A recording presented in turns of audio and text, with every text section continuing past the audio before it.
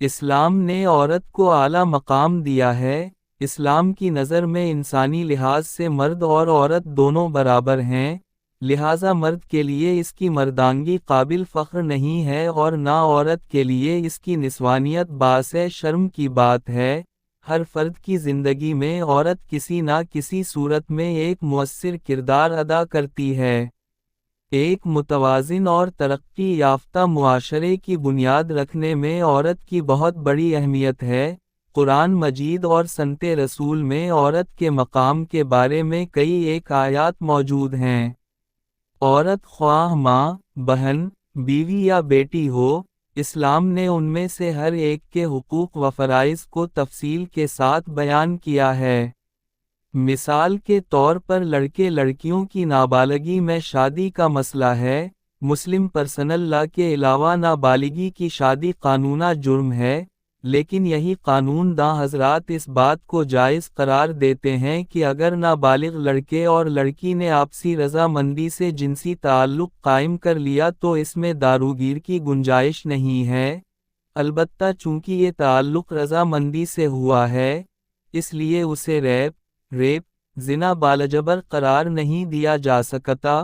جائز طریقے سے نابالغی میں کی جانے والی شادی دنیاوی قانون میں درست نہیں، البتہ ناجائز طریقے سے نابالغی کی عمر میں رضامندی سے زنا کرنا ان کے نزدیک جائز ہے۔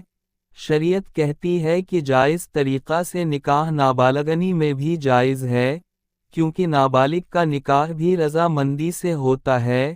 فرق یہ ہے کہ اس میں دونوں کے ولی کی رضامندی معتبر ہے۔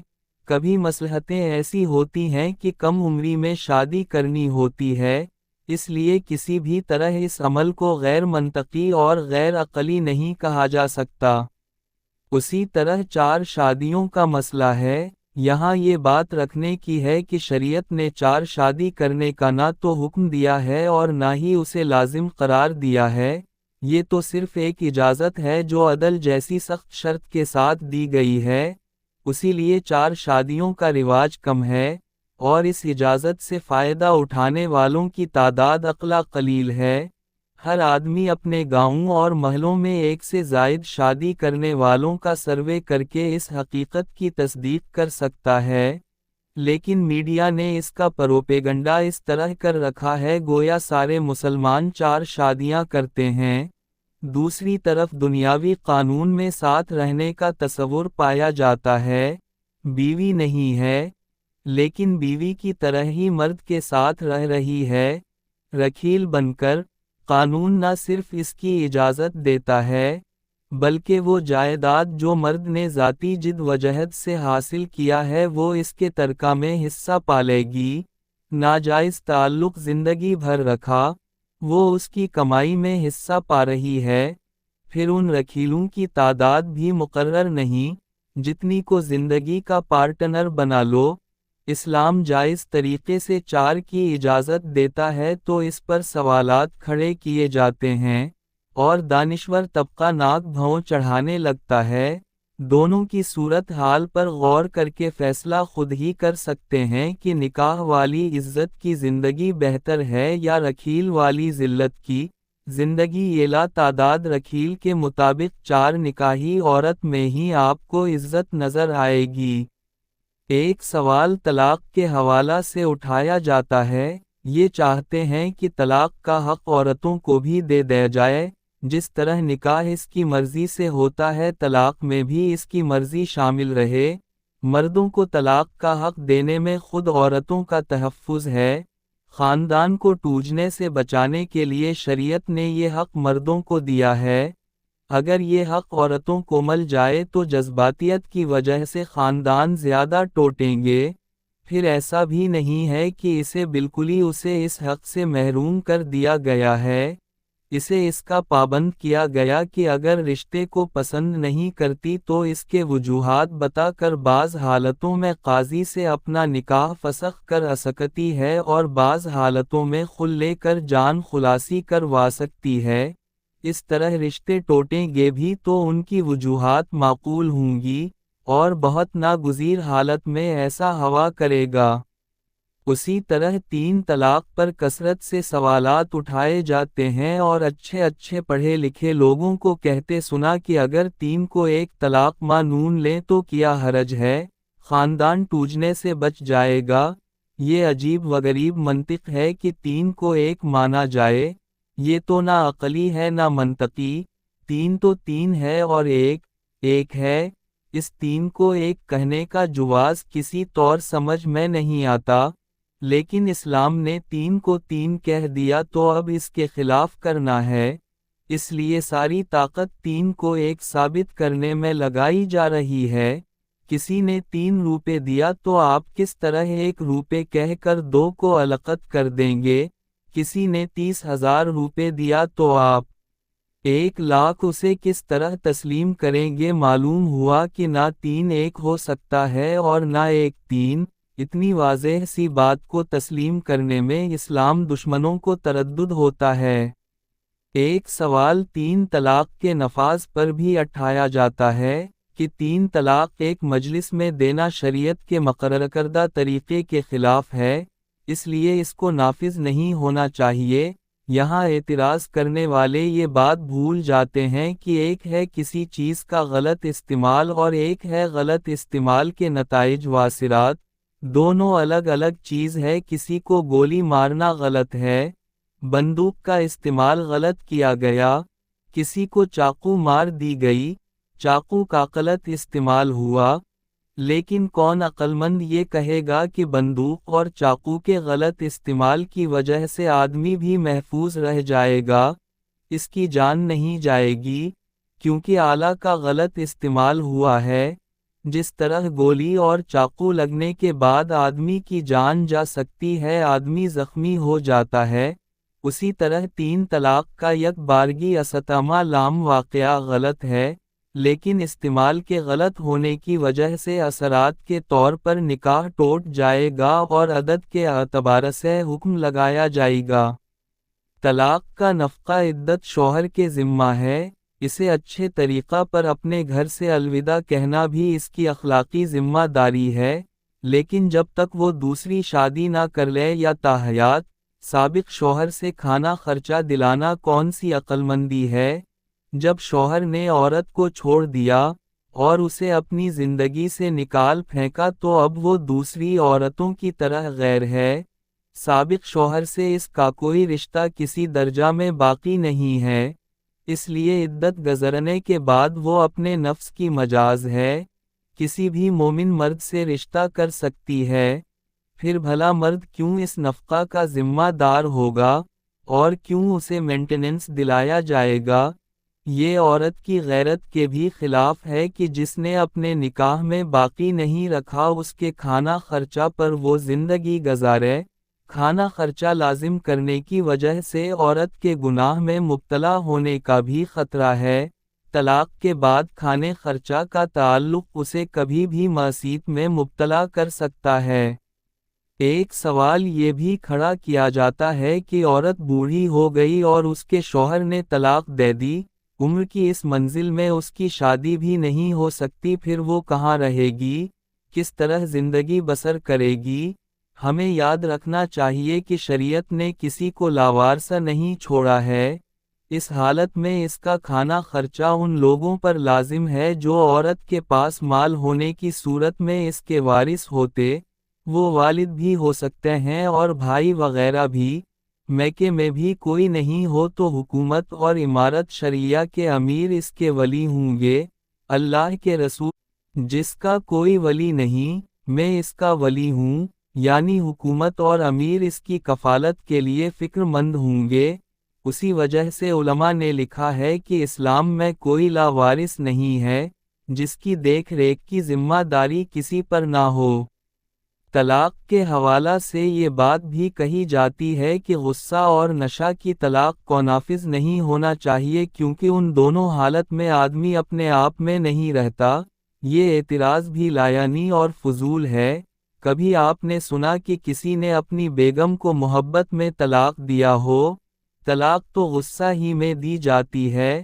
غصہ کی طلاق کو نافذ نہ ماننے کا مطلب ہوگا کہ طلاق تماشا بن کر رہ جائے اور اس کے اثرات واقع نہ ہوں۔ اسی طرح نشہ کی طلاق کا معاملہ ہے۔ نشہ میں جو شخص طلاق دے رہا ہے، وہ اس قدر ہوش و حواس میں ضرور ہے کہ وہ طلاق بیوی کو دی جاتی ہے، ماں بہن کو نہیں۔ اگر نشہ میں اس کی عقل نے جواب دے دیا تو اس نے ماں بہن کے لیے طلاق کے الفاظ کیوں نہیں استعمال کیے؟ بیوی کو طلاق دینے کا سیدھا اور صاف مطلب ہے کہ نشہ کے باوجود اس کے اندر تمیز کی صلاحیت ہے، اور تمیز کی صلاحیت کی وجہ سے ہی نشہ کے حالت کی طلاق نافذ ہو جاتی ہے۔ طلاق کبھی جبر واقعہ کے ساتھ بھی دی جاتی ہے۔ اگر جبر واقعہ میں تحریر کے ساتھ زبان کا استعمال بھی کر لی تو طلاق نافذ ہو جائے گی۔ حالانکہ جبر واقعہ کی صورت میں کلمہ کفر قابل اعتبار نہیں ہوتا، اس کی وجہ یہ ہے کہ ایمان کا محل قلب ہے اور طلاق کا محل زبان۔ جب چیز اپنے محل سے نکل جائے گی تو اس کا اثر پڑے گا۔ جبر واقعہ اگر کلمہ کفر کے کہنے پر ہوا اور قلب مطمئن ہے تو صرف کلمہ کفر کے کہنے سے ایمان نہیں جائے گا۔ اس کے برعکس طلاق کا محل زبان ہے، اور جبر واقعہ میں طلاق اس نے زبان سے کہہ دیا تو اب یہ طلاق محل سے ادا ہو جانے کی وجہ سے نافذ ہوگی۔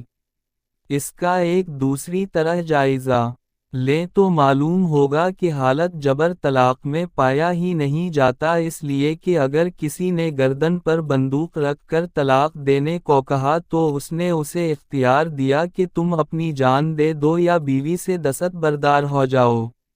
میں نے اس اختیار سے فائدہ اٹھا کر اپنی جان بچا لی اور بیوی کو چھوڑ دیا۔ یہ دو چیزوں کے درمیان اختیار اور پسند کا معاملہ ہے۔ وہ یہ بھی کر سکتا تھا کہ جان دے دے اور بیوی کو باقی رکھے تاکہ اس کے ترکہ سے اس کو قاعدے سے حصہ مل جائے، لیکن اس نے ایسا نہیں کیا۔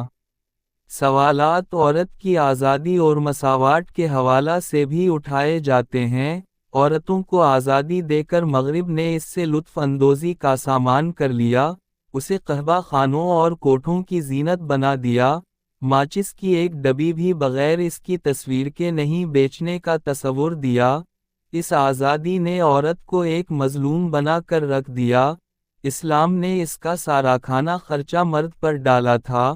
مرد نے اپنی جان بچانے کے لیے اس سے کموانا شروع کر دیا۔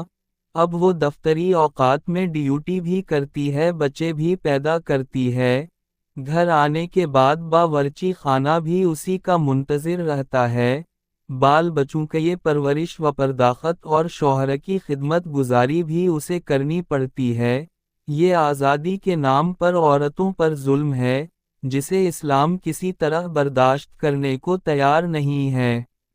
یہی حال مساوات کا ہے۔ مساوات کا مطلب صرف یہ ہے صلاحیت و قوت کے مطابق اس کو ترقی کے یکساں مواقع ہوں۔ اب مساوات کا مطلب یہ لیا جائے کہ مردوں کی طرح عورتوں کو بھی 4 شادی کی اجازت ہو، تو مساوات کا یہ بھی مطلب ہوگا کہ ایک بچہ ایک سال عورت پیدا کرے اور دوسرا بچہ دوسرے سال مرد پیدا کرے۔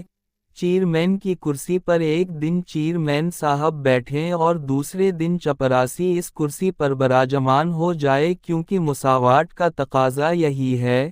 ظاہر ہے اس قسم کے مساوات کا کوئی قائل نہیں ہے، لیکن ہمارا دانشور طبقہ بار بار اس بات کو اٹھاتا رہتا ہے۔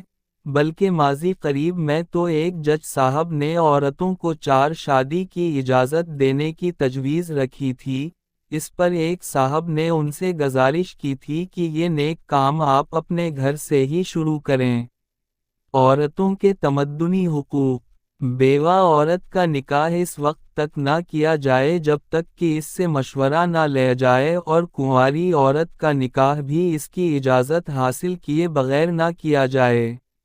حسن معاشرت و حسن سلوک کا حق۔ اور عورتوں کے ساتھ حسن معاشرت کے ساتھ زندگی گزارو۔ اگر وہ تم کو ناپسند ہوں تو ممکن ہے کہ تم کوئی ناپسند کرو اور اللہ اس میں خیر کثیر رکھ دے۔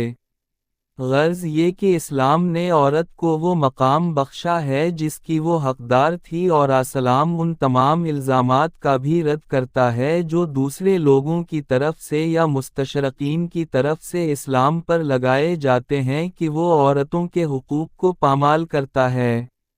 اسلام نے نہ صرف ان تمام الزامات کا رد فرمایا بلکہ دنیا کے سامنے عورت کو وہ مقام مرتبہ فراہم کیا جس کی نظیر دنیا کے کسی بھی مذہب میں موجود نہیں۔